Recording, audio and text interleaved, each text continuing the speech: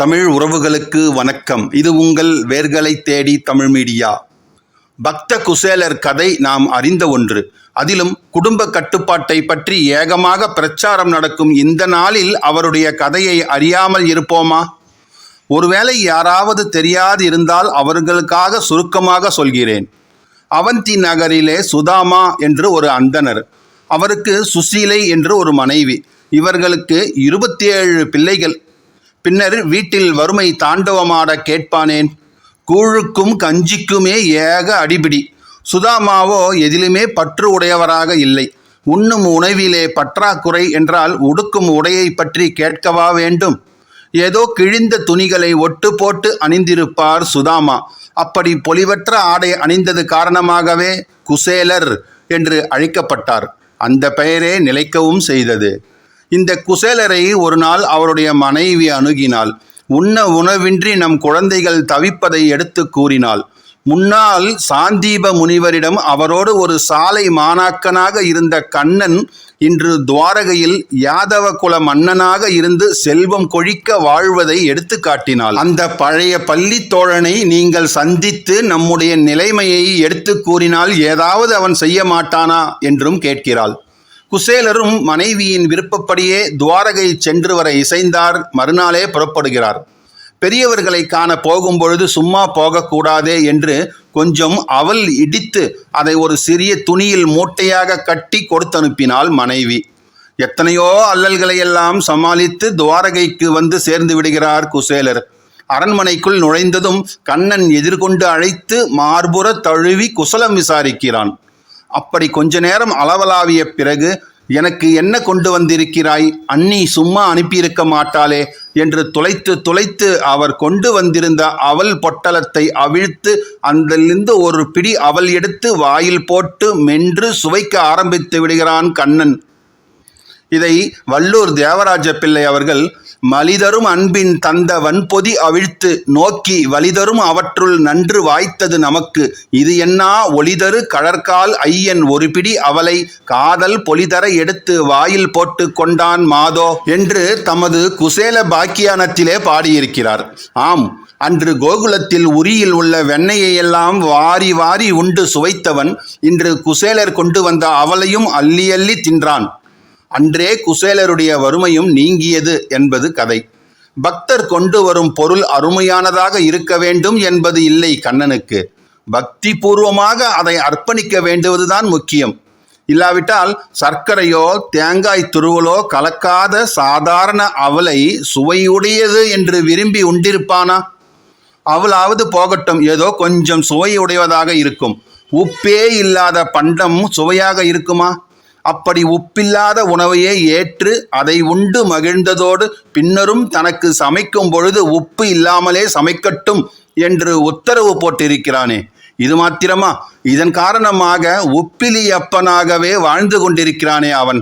ஆம், அந்த உப்பிலியப்பன் கோவில் கொண்டிருக்கும் திருவிண்ணகர் திருக்கோவிலின் ஸ்தல வரலாறு, சிறப்புகள் ஆகியவற்றைத்தான் இந்த காணொளி மூலம் பார்க்க போகிறோம். காணொலியை ஸ்கிப் பண்ணாமல் முழுசாக பாருங்க. நீங்கள் இன்னும் நம்ம சேனலுக்கு சப்ஸ்கிரைப் பண்ணலைன்னா சப்ஸ்கிரைப் பண்ணிடுங்க. மறக்காமல் பக்கத்தில் இருக்கிற பெல் பட்டனை ப்ரெஸ் பண்ணிடுங்க. வாங்க காணொலிக்குள்ளே போகலாம். உப்பிலியப்பன் கோவிலுக்கு கும்பகோணத்தில் இருந்து நிறைய பேருந்து வசதிகள் உள்ளது. அல்லது திருநாகேஸ்வரம் வரை ரயிலில் வருபவர்கள் திருநாகேஸ்வரம் ரயில் நிலையத்தில் இறங்க வேண்டும். நிர்வாகிகளே உப்பிலியப்பன் கோவிலுக்கு இங்கே இறங்கவும் என்று பலகையில் எழுதி விளம்பரப்படுத்தி இருக்கிறார்கள். வண்டிகள் எல்லாம் சௌகரியமாக கிடைக்கும். அங்கிருந்து கிழக்கே 2 மைல் தொலைவில் தான் உப்பிலியப்பன் கோவில் அமைந்திருக்கிறது. அந்த கோவிலுக்கு செல்லும் வழியிலேதான் திருநாகேஸ்வரத்து கோவில் வேறு இருக்கிறது. சந்திரன், சூரியன், 5 தலை நாகம் எல்லாம் பூஜித்த தலம். சம்பந்தர், அப்பர், சுந்தரர் எல்லாம் வந்து வழிபாடு செய்திருக்கிறார்கள், பாடியும் இருக்கிறார்கள். சந்திரனோடு சூரியர் தாம் உடன் வந்து சீர் வழிபாடுகள் செய்த பின் 5 தலை அரவின் பணிகொண்டு அருள் மைந்தர் போல் மேனி நாகேஸ்வரரே என்று அப்பர் பெருமான் பாடியிருக்கிறார். சேக்கிழார் மிக மிக ஈடுபட்டிருக்கிறார் இந்த கோவிலில். அது காரணமாகவே தம் சொந்த ஊராகிய சென்னை குன்றத்தூரிலே ஒரு கோவிலை கட்டிவித்து அதற்கு திருநாகேஸ்வரம் என்றே பெயரிட்டிருக்கிறார். ஆதலால் நாமும் வண்டியை விட்டு இறங்கி இந்த திருநாகேஸ்வரம் கோவிலுக்குள் சென்று செண்பகாரண்யேஸ்வரர், குன்றமுலை நாயகி முதலியோரை வணங்கிய பிறகு மேல் நடக்கலாம். இந்த கோவிலுக்கு தெற்கே அரை மைல் தொலைவில் தான் ஒப்பிலியப்பன் கோவில் அமைந்திருக்கிறது. கோவிலின் வாயிலை ஒரு நல்ல கோபுரம் அணி செய்கிறது. இதனை பிரம்மனே அமைத்து விண்ணகரம் என்று பெயர் வைத்திருக்கிறான். ஆழ்வார்களும் அப்படியே மங்களாசாசனம் செய்திருக்கிறார்கள். இன்னும் இதனை துளசி வனம், மார்கண்டேய சேத்திரம் என்றெல்லாம் அழைக்கிறார்கள். பெண்ணுருவம் கொண்ட துளசிக்கு பெருமானிடம் மிகுந்த ஈடுபாடு. லட்சுமியை மட்டும் மார்பில் அணிந்திருக்கிறாரே, எனக்கும் ஏன் அங்கு அவர் இடம் தரக்கூடாது என்பது அவளுடைய பிரார்த்தனை. அதற்கு பகவான் சொன்ன பதில் இதுதான். பூலோகத்திலே பூதேவி என்னை மணக்க வேண்டி காவிரி கரையிலே அவதரிக்கப் போகிறாள். அவளையும் முந்திக் கொண்டு அந்த இடத்திலே ஒரு துளசி செடியாகச் சென்று நீ இரு. உன் காலடியிலே பூமி தேவி அவதரிப்பாள். அன்று முதல் உனக்கு ஒரு புனிதம் ஏற்பட்டுவிடும். மேலும் உன் இதழ்களை கொண்டு என் மார்பில் நான் அணிந்து கொள்கிறேன். உன் இதழ்களால் என்னை அர்ச்சிக்கிறவர்கள் எல்லா நலமும் பெறுவார்கள் என்றும் வரமளிக்கிறார். அப்படியே துளசி வந்து செடியாக வளர்ந்து நின்ற தலமே இந்த திருவிண்ணகர் என்று சொல்லப்படுகிறது. அதெல்லாம் சரிதான். அவர் ஏன் உப்பிலியப்பன் என்று பெயர் பெற்றார் என்று நீங்கள் சொல்லவில்லையே இன்னும் என்று நீங்கள் ஆதங்கப்படுவதை நான் அறிவேன். இங்கு இந்த தலத்தில்தான் மார்கண்டேயர் அமரத்துவம் பெற்ற பிறகு வந்து தங்கியிருக்கிறார். பூதேவியையே தம் மகளாக பெற தவம் செய்திருக்கிறார். அவர் விரும்பியபடியே அந்த துளசி வனத்திலே ஒரு துளசி செடியின் அருகில் வந்து பெண் மகவாக பிறந்திருக்கிறார் பூதேவி. அந்த குழந்தையை மார்கண்டேயர் எடுத்து வளர்க்கிறார். பெண் மனப்பருவம் எய்துகிறாள். எம்பெருமானோ கிழவேதியர் வடிவில் வந்து மார்கண்டேயரிடம் அவர் மகளாம் பூதேவியை தமக்கு திருமணம் முடித்து கொடுக்க வேண்டுகிறார். வந்திருக்கும் முதியவரின் கோலம் கண்டு இல்லை என்று சொல்லாமல் ஏதாவது காரணம் சொல்லி தட்டி கழிக்கலாம் என்று பார்க்கிறார் மார்கண்டேயர். என்னுடைய பெண் மிக மிக இளம் பெண் ஆயிற்றே, சரியாக சமைக்க கூட தெரியாதே, உணவின் சுவையை கூட அவள் அறியாளே, நிரம்ப சொல்வானேன், காய்கறிகளில் உப்பு சேர்க்க கூட அவளுக்கு தெரியாதே என்று கூறுகிறார். பெருமாளோ விடுகிறவராக காணோம். அது தெரியாதா எனக்கு? உணவில் உப்பே சேர்க்க வேண்டியதில்லையே, உப்பு இல்லாத பத்திய சாப்பாடைத்தானே நான் சாப்பிட்டு வருகிறேன் என்று கூறுகிறார். அப்படியும் அவளை மனம் முடித்து தர விசையாவிட்டால் என்னுடைய உயிரையே வெட்டு விடுவேன் என்று கூறுகிறார் பெருமாள். அதன் பிறகு தம்முடைய நிஜ உருவையுமே காட்டுகிறார். ஆழியும் சங்கும் ஏந்தி நிற்கும் பரந்தாமனை கண்டு தொழுது தம் பெண்ணாம் பூமி தேவியை மனம் முடித்து கொடுக்கிறார் மார்கண்டேயர். பெருமாளும் சொன்ன சொல்லை காப்பாற்றுவதற்காக அன்று முதல் அந்த தலத்தில் தமக்கு செய்யும் நெய்வேத்தியங்களில் உப்பே சேர்க்க வேண்டாம் என்று உத்தரவிட்டு விடுகிறார். அதனால் பரவாயில்லை, உப்பில்லாத வெண்பொங்கலை விட உப்பே சேர்க்காத சர்க்கரை பொங்கலையே நிவேதனம் பண்ண சொல்லி வாங்கி நாம் சாப்பிடலாம் தானே. இப்படிதான் இங்குள்ள பெருமாள் உப்பிலியப்பன் என்ற பெயரோடு நிலைத்து விடுகிறார். இதுதான் ஸ்தல மான்மியம் கூறும் வரலாறு. ஆனால் ஆராய்ச்சியாளர்கள் கூறுவது வேறொரு வரலாறு.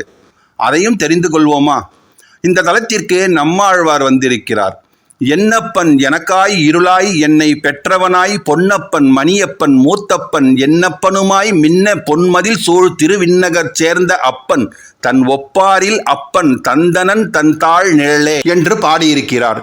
தன்னை ஒப்பார் இல்லாத அப்பனாக அவன் விளங்குவதால் ஒப்பிலி அப்பன் என்று வழங்கப்பட்டிருக்கிறான். அந்த ஒப்பிலி அப்பனே நாளடைவில் திரிந்து உப்பிலி அப்பன் ஆகியிருக்கிறான் என்று கூறுகிறார்கள் கோவில் நிர்வாகிகள். விசாரித்து பார்த்தால் அவன் ஒப்பிலி அப்பன் மாத்திரமல்ல, உப்பிலி அப்பனும் கூடத்தான் என்று கூறுகிறார்கள் நிர்வாகிகள். நம்மாழ்வாருக்கு இத்தலத்து பெருமான ஐவகை கோலம் காட்டியிருக்கிறான். அதனால் தானே பொன்னப்பன் மணியப்பன் முத்தப்பன் என்னப்பன் திருவிண்ணகரப்பன் என்றெல்லாம் பாடியிருக்கிறார் அவர். அவன் 5 அப்பன் மாத்திரம் என்ன, 6 அப்பனாகவே இருக்கட்டுமே. நிர்வாகிகள் மனம் வருந்தாமல் இருக்க உப்பிலி அப்பனையும் ஒப்பிலி அப்பனையும் நாம் ஒப்புக்கொள்வோமே. இனி கோவிலுக்குள் நுழையலாம். நுழைந்ததும் கோவிலின் வடபுறம் இருப்பது அகோராத்திர புஷ்கரணி. இதை பற்றியும் ஒரு ரசமான வரலாறு உண்டு. தேவசர்மா என்பவன் ஜெய்மினி முனிவரின் சாபத்தால் கிரௌஞ்ச பட்சியாக மாறி இந்த புஷ்கரணியை அடுத்துள்ள ஒரு மரத்தின் கிளையிலே இருந்து வருகிறான். ஒரு நாள் இரவு புயல் அடித்து மரத்தின் கிளை ஒடிந்த பொழுது இந்த புஷ்கரணியில் விழுந்து தன் சாபம் நீங்கி விடுகிறது. புண்ணிய தீர்த்தங்களில் இரவில் நீராடக்கூடாது என்பது பொது விதி. அதற்கு விலக்காக இரவில் நீராடிய கிரௌஞ்ச பட்சியும் சாப விமோசனம் பெற்றதால் இந்த புஷ்கரணி அகோராத்திர புஷ்கரணி என்ற திருநாமத்தை பெற்றிருக்கிறது. கோவிலுக்குள் நுழையலாம். கருவறையிலே ஒப்பிலியப்பன் கிழக்கு நோக்கி நின்ற திருக்கோலத்திலும், பூமி தேவி நாச்சியார் வடக்கு நோக்கி இருந்த கோலத்திலும், மார்க்கண்டேயர் கன்னிகாதானம் செய்து கொடுக்கும் திருக்கோலத்திலும் காட்சி கொடுக்கிறார்கள். இந்த ஒப்பிலியப்பன் உண்மையிலேயே தன் ஒப்பாரில் அப்பன் தான். அதாவது கிட்டத்தட்ட 8 அடி உயரம், கம்பீரமான தோற்றம், பால் வடியும் முகவிலாசம், அறையிலே பொன்னாடை, 2 கைகளில் ஆழியும் சங்கும், ஒரு கை அறையில் பொருந்த மற்றொரு கை கன்னிகாதானத்தை ஏற்கும் முறையில் அமைந்திருக்கிறது திருவுரு. அழகனுக்கு ஏற்ற அழகிதான் இந்த பூமாதேவி. இந்த கோவிலில் அம்மைக்கென்று தனி சன்னதி கிடையாது. இருவரும் அத்தனை ஐக்கியம். இங்கு நடக்கும் திருநாட்களில் சிறப்பானது திருக்கல்யாண மகோற்சவம்தான். ஐப்பசி மாதம் திருவோணத்தில் தொடங்கி 10 நாட்கள் வெகு சிறப்பாக நடைபெறும். இந்த ஒப்பிலியப்பனை பொய்கை ஆழ்வார், பேயாழ்வார், திருமங்கை ஆழ்வார், நம்மாழ்வார் ஆக 4வருமே வந்து பாடி மங்களாசாசனம் செய்திருக்கிறார்கள். நம்மாழ்வார் பாடிய 5வரை பற்றிதான் முன்னமேயே நாம் தெரிந்து கொண்டிருக்கிறோமே. இவர்களின் மணியப்பனுக்கு ஒரு தனி சன்னதி உண்டு, நந்தவனத்திலே அமைந்திருக்கிறது. இது போக செப்பு சிலை வடிவிலும் மணியப்பன் விண்ணகரப்பனோடு கருவறையிலேயும் எழுந்தருளியிருக்கிறார். இங்குள்ள உற்சவர் ஏகபத்தினி விரதர் தான். இந்த இப்பிறவிக்கு 2 மாதரை சிந்தையாலும் தொடேன் என்ற செவ்விய வரம்பில் நிற்கிறார் போலும். ஆனால் யார் கண்டார்கள் அவருடைய மார்பில் வஸ்தலத்தில் ஸ்ரீதேவி இல்லை என்பதை? அவர்தான் ஆடையும் நகைகளும் அணிந்து மார்பை நன்றாக மறைத்து கொண்டிருக்கிறாரே.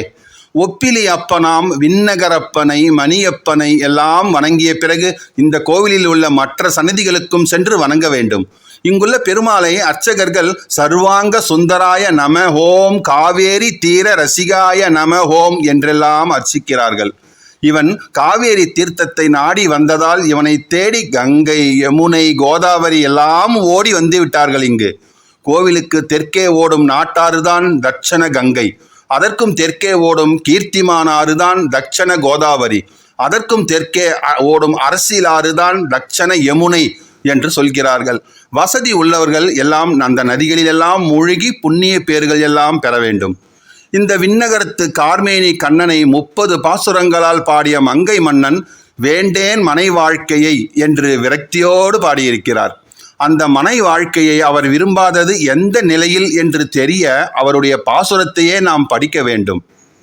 அண்ணல் செய்து அலைக்கடல் கடைந்து அதனுள் கண்ணுதல் நஞ்சு உண்ண கண்டவனே, விண்ணவர் அமுது உண்ண அமுதில் வரும் பெண்ணமுது உண்ட எம்பெருமானே, ஆண்டாய் உனை காண்பது ஓர் அருள் எனக்கு அருளிதியேல், வேண்டேன் மனை வாழ்க்கையை விண்ணகர் மேயவனே என்பதுதான் அவரது பாடல். நடராஜனது எடுத்த பொற்பாதம் காணப்பெற்றால் மனித பிறவி வேண்டுவதே என்று பாடினார் அப்பர். இவர் விண்ணகரப்பனை காணும் அருள் கிடைத்தால் வேண்டேன் மனை வாழ்க்கையை என்கிறார். நாம் யாரை பின்பற்ற? மனை வாழ்க்கையில் இருந்து வாழ்ந்துதான் அதில் உள்ள துயர்களையெல்லாம் நன்கு அறிவோமே. ஆதலால் நாம் விண்ணகரத்து ஒப்பிலியப்பனை தரிசித்து கொண்டே மகிழ்ச்சி பெறலாமே. நாம் மங்கை மன்னன் கட்சியிலேயே சேர்ந்து வேண்டோம் இன் மனை வாழ்க்கை என்றே சொல்லுவோம். வேண்டின் உண்டாயில் துறக்க என்றுதானே வள்ளுவனும் கூறியிருக்கிறார். கும்பகோணத்திலிருந்து 6 கிலோமீட்டர் தொலைவில் அமைந்திருக்கிறது ஒப்பிலியப்பன் திருக்கோவில். நீங்கள் ஒருமுறை இந்த ஆலயத்திற்கு சென்று வாருங்கள். ஒப்பிலியப்பனுக்கு முன்னே நின்றாலே போதும்.